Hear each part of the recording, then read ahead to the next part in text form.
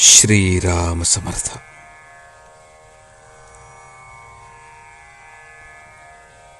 योगाने जे साधते ते नामाने साधते.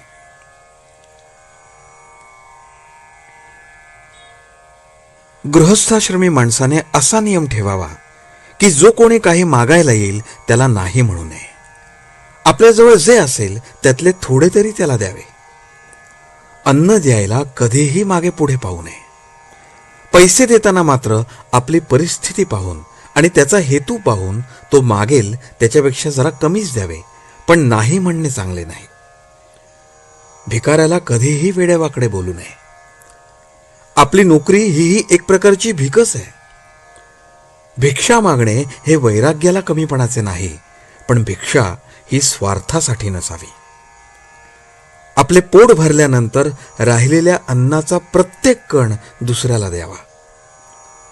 वैराग्याचे तेज कधी लपून राहत नाही.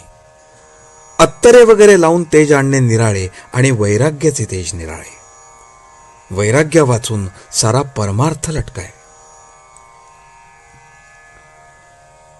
जगाचा स्वभाव कळणे ही ज्ञानाची पहिली पायरी आहे.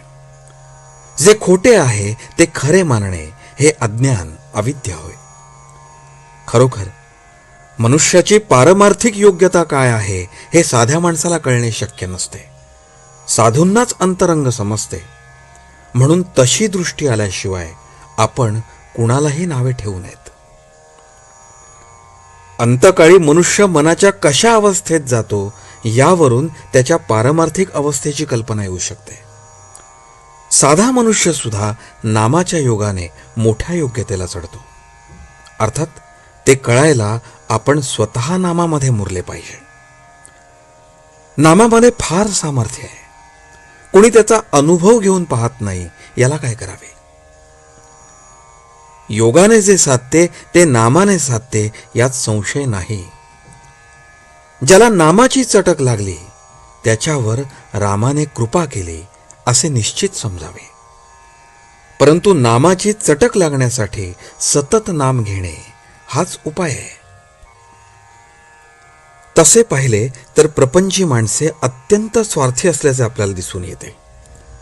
त्यांचा स्वार्थ यत्किंचित न बिघडता त्यांना परमार्थ पाहिजे असतो. हे कसे शक्य आहे? अत्यंत निस्वार्थी बनणे याचेच नाव परमार्थ. तो साधण्यासाठी थोडा तरी स्वार्थ सोडायला आपण तयार व्हावे. साधू संतांच्याकडे जाऊन हेच शिकायचे असते. प्रपंचावर सर्वस्वी पाणी सोडा असे कुणीच सांगत नाही, आणि असे सांगितले तरी कुणी ऐकत नाही. पण निदान प्रपंच म्हणजे आपला स्वार्थीपणा हेच आपले सर्वस्व मानू नका असे संत सांगतात, ते काही गैर नाही.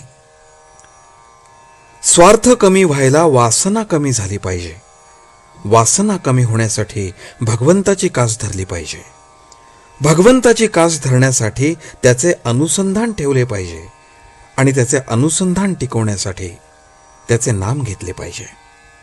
म्हणून तुम्ही नाम घेत जावे.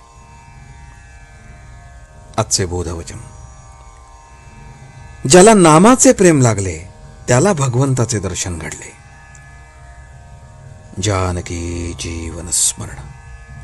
जय जय राम.